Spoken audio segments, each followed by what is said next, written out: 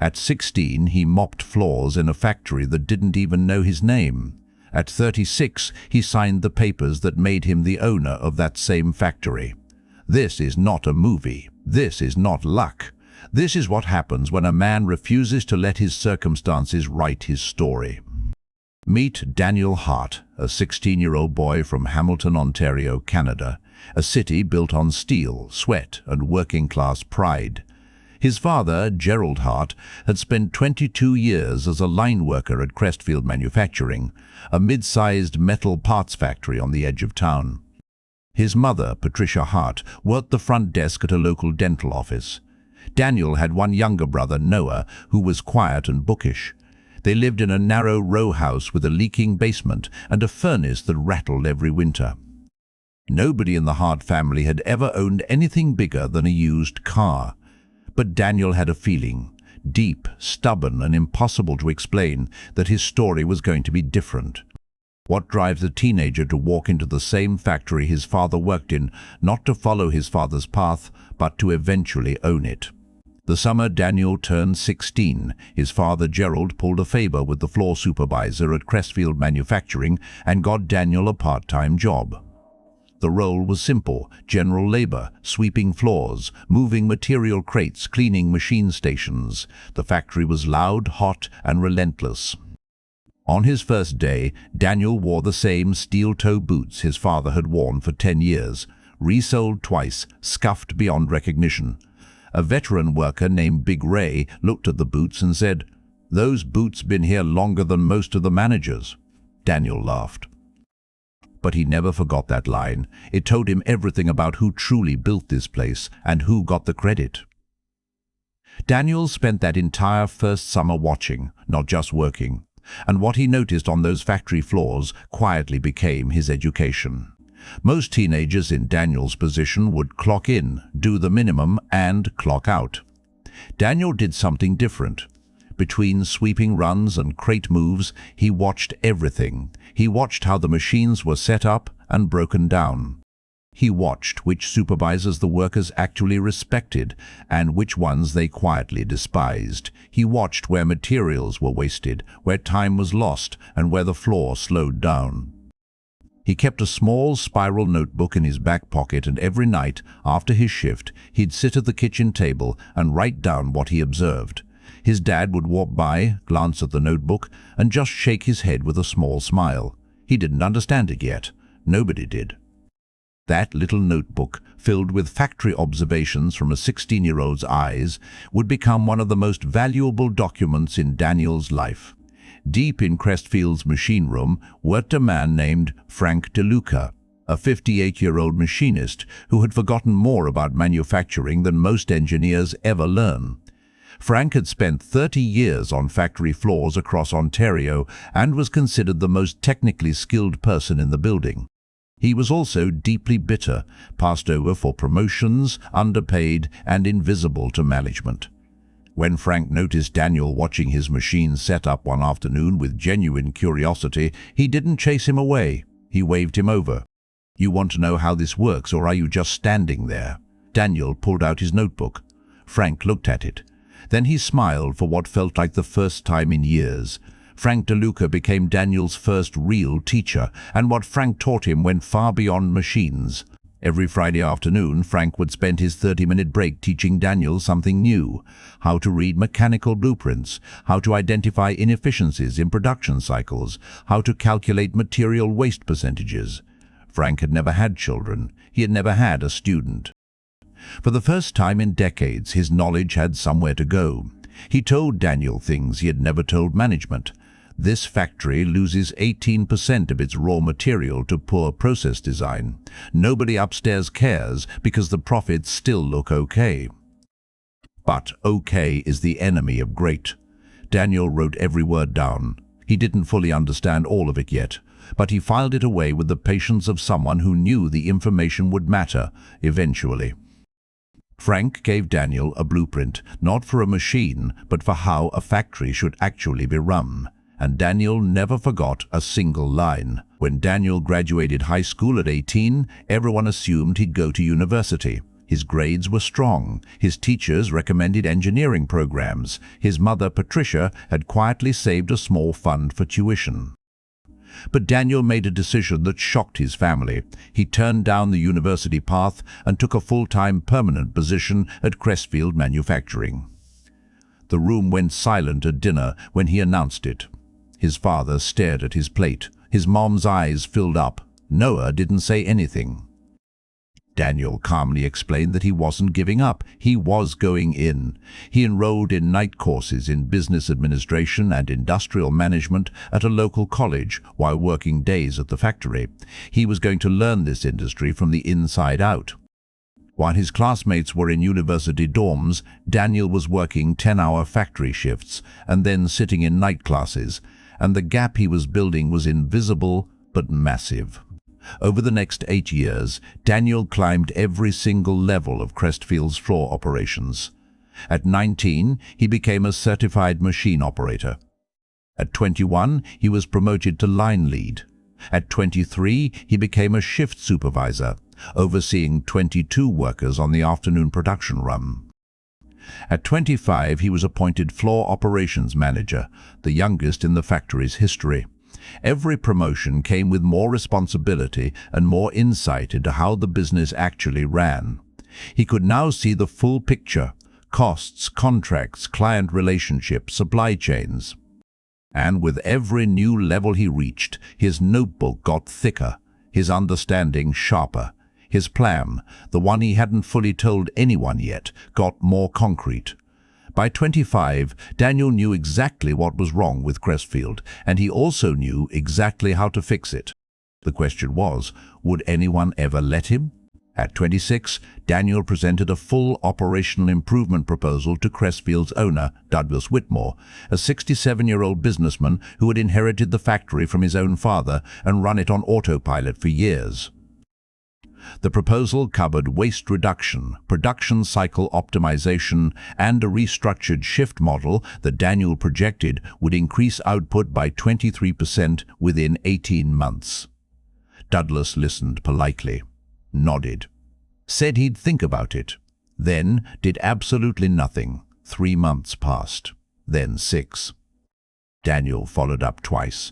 Both times, Douglas deflected. An older manager told Daniel quietly, "Dad doesn't want to fix the factory. He wants to sell it eventually and retire. He just doesn't know who to sell it to yet." Daniel's blood went cold, then warm with realization. The owner wanted to sell. Daniel had no money, but what happened next proves that preparation and timing are more powerful than capital. That night, Daniel sat at his kitchen table, the same table he'd sat at as a teenager, writing factory observations, and wrote a single sentence at the top of a fresh page: "I'm going to buy Crestfield Manufacturing." Then he spent the next 6 months building the most detailed business acquisition plan he could construct. He took his night course notes, his decade of factory observations, Frank DeLuca's operational teachings, and combined them with research into small business acquisition financing, SBA equivalent, Canadian lending programs, and private investor structures. He called his old night school professor Carl Briggs, who had become a mentor, and laid out the entire plan. Carl said one thing: "Daniel, this is not crazy. This is actually very possible. Let me introduce you to someone." Carl Briggs made one phone call, and that single introduction changed the entire trajectory of Daniel Hart's life. Carl introduced Daniel to Margaret Ewan, a 52-year-old retired manufacturing executive turned private investor based in Toronto who specialized in worker-led business acquisitions. Margaret had seen dozens of people try to buy businesses they worked in. Most failed because they were emotional, underprepared, or both. When she sat across from Daniel and he laid out his factory notebooks, 20 years of observations, operational data, financial projections, and a clear turnaround strategy, she was quiet for a long time. Then she said, "You know this factory better than its owner does. That's either terrifying or brilliant." She asked for 2 weeks to review everything. 14 days later, she called Daniel and said 4 words: "I'm in." "Let's talk numbers." With an investor on board, Daniel now had to do the hardest thing of all, walk into Douglas Whitmore's office and make an offer on the factory he swept floors in. At 29, Daniel requested a formal meeting with Douglas Whitmore. He walked into the same executive office he'd once been too intimidated to knock on, wearing a proper suit for the first time in his life, and placed a professionally bound acquisition proposal on the desk.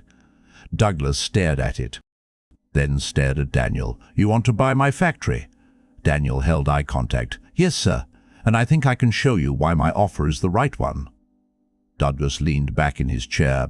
He had received 2 other expressions of interest from outside buyers in the past year.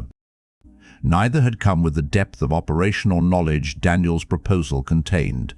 Douglas didn't say yes that day, but he didn't say no. He said, "Give me 30 days. Those 30 days were the longest of Daniel's life, and what happened on day 28 nearly destroyed the entire deal. On day 28, Daniel found out through a trusted colleague that a private equity firm from Toronto had submitted a competing offer for Crestfield, significantly higher than Daniel's bid. The PE firm planned to buy the factory, gut the workforce, automate heavily, and flip it within 5 years. If they won, the factory floor workers, including Daniel's own father Gerald, still working there at 62, would almost certainly lose their jobs. Daniel couldn't match the price, but he could do something. The PE firm couldn't. He could make a human argument. He requested an emergency meeting with Douglas. This time he brought something he'd never brought before. He brought Gerald Hart, his father, to sit beside him in that office. A father and son sitting across from the man who held both their fates. What happened in that room, nobody on the factory floor expected. Gerald Hart had never been in Douglas Whitmore's office in 22 years of working at Crestfield. He sat straight in the chair, hands folded, wearing his cleanest shirt. Daniel presented a revised proposal, not just financial, but legacy-focused.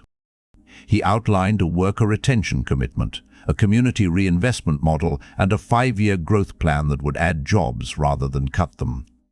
Then Gerald spoke, quietly, steadily, about what this factory had meant to their family, their neighborhood, and the 67 workers currently on that floor. Douglas Whitmore, a man known for being unmoved, looked down at his desk for a long moment after Gerald finished. When he looked up, his eyes were different. He said, "Let me think overnight." That night, Douglas Whitmore made a decision that no spreadsheet, financial model, or outside investor could have predicted. At 7:14 a.m. the next morning, Daniel's phone rang. Douglas Whitmore's voice was calm and direct. "I'm going with your offer, Daniel. Not because of the money, because of what you walked in here with. That's what I want this factory to be when I'm gone." Daniel sat on the edge of his bed, phone pressed to his ear, unable to speak for a full 10 seconds. When he finally managed words, they were quiet. "Thank you, sir. You won't regret this." He hung up, sat still for another minute, then walked to the kitchen where his mum Patricia was making coffee, and told her. Patricia Hart put down her coffee mug, walked to her son, and held his face in both hands the way she did when he was 5 years old. No words, just that. The deal wasn't done yet. Closing a business acquisition takes months of legal and financial work, and Daniel was about to face his toughest test yet. The acquisition process took 7 months of legal negotiations, financial due diligence, bank financing arrangements, and investor structuring with Margaret Ewan. There were moments where the deal nearly collapsed. A title dispute over factory equipment, a lender who pulled back funding at the last minute, and a 2-week period where Daniel genuinely didn't know if it was going to happen. He lost weight. He barely slept. His brother Noah flew in from Vancouver and stayed with him for a week just to make sure he was okay. Through all of it, Daniel kept showing up. To the law office, to the bank meetings, to the negotiations, with his notebook, his data, and the same steady calm he'd developed on the factory floor. Eventually, every obstacle resolved. The closing date was set. On the morning of the closing, Daniel did something before signing those papers that made everyone in the room go completely silent. On the morning of the acquisition closing, before driving to the lawyer's office, Daniel went to the factory floor. It was 5:45 a.m. Shift change. Workers were arriving, punching in, getting their stations ready. Daniel walked through the floor in his suit, out of place, conspicuous. Workers looked up. Some nodded. His father Gerald was already at his station. Daniel stopped in the middle of the floor and looked up at the ceiling, the same ceiling he'd looked up at as a 16-year-old sweeping this floor in his father's old boots. He stood there for 2 full minutes. Then he walked out, got in his car, drove to the lawyer's office and signed his name to every document without hesitation. When the last page was signed, the room applauded. Daniel looked at Margaret Yuen and simply said, "Now the real work starts." Daniel Hart was now the owner of Crestfield Manufacturing, and what he did in the first 90 days shocked everyone who had ever underestimated him. Daniel's first act as owner was to call an all-hands meeting with every single employee, all 67 of them, in the factory's loading bay. He stood on a crate so everyone could see him. He told them where the company stood financially, what the plan was, what would change, and what would stay the same. He promised no layoffs for the first year. He promised profit sharing would be introduced within 18 months. He promised open-door communication, something Crestfield had never had before. Workers who had been skeptical, guarded, and tired of being invisible stood a little straighter. Frank DeLuca, now 72 and still somehow on the floor as a consultant, caught Daniel's eye from the back of the crowd and gave him one slow nod. That nod meant everything. With the team aligned, Daniel implemented his improvement plan, and the numbers that came back in month 4 stunned even Margaret Yuen. Within the first year, Daniel implemented every efficiency improvement he had been planning for nearly a decade. Waste dropped by 21%, production output increased by 19%, on-time delivery rates went from 78% to 96%. 3 major clients who had been considering leaving Crestfield renewed their contracts, 2 at higher volume. The factory turned its first profit under Daniel's ownership in month 9, 2 months ahead of projection. Margaret Yuen called him after seeing the quarterly numbers. "I've invested in 11 businesses," she said. "This is the cleanest first-year turnaround I've ever seen." Daniel thanked her. Then he hung up and sat quietly for a moment, thinking about a 16-year-old kid with a spiral notebook and his father's old boots. The turnaround was real, but Daniel's most important decision as owner had nothing to do with numbers, machines, or profit margins. At the 18-month mark, Daniel introduced the Crestfield Profit Share Program. Every full-time employee received a percentage of quarterly profits based on tenure and role. In the first distribution, the average floor worker received an additional $2,200. For many of them, it was the first bonus they had ever received in their working lives. Gerald Hart, still on the floor at 63, now as a senior line advisor, received his share like everyone else. He didn't cash it right away. He framed the statement and hung it in his workshop at home. Daniel also launched the Crestfield Apprenticeship Program, a partnership with 2 local high schools to bring in teenagers from working-class families for paid factory training. The first class had 8 students. One of them reminded Daniel so much of himself it was almost hard to look at. Daniel Hart had come full circle, but the moment that truly defined everything came on a quiet Tuesday morning 2 years after he bought the factory. Today, Daniel Hart is 36 years old. Crestfield Manufacturing employs 94 full-time workers, up from 67, and has expanded into a second facility in Brantford, Ontario. Annual revenue has grown by 340% since acquisition. Gerald Hart retired on his own terms at 64 with a pension supplement. Daniel quietly set up without telling him until the check arrived. Patricia Hart volunteers with the company's community outreach program. Noah Hart handles the company's legal affairs from Vancouver. Frank DeLuca's portrait hangs in the factory's front lobby with a plaque that reads, "The man who taught us what good really looks like."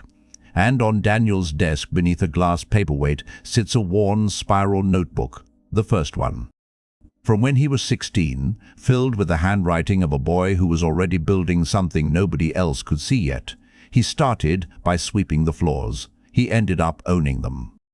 The only difference between Daniel Hart and every other worker in that factory was a notebook, a plan, and the courage to never stop believing the plan.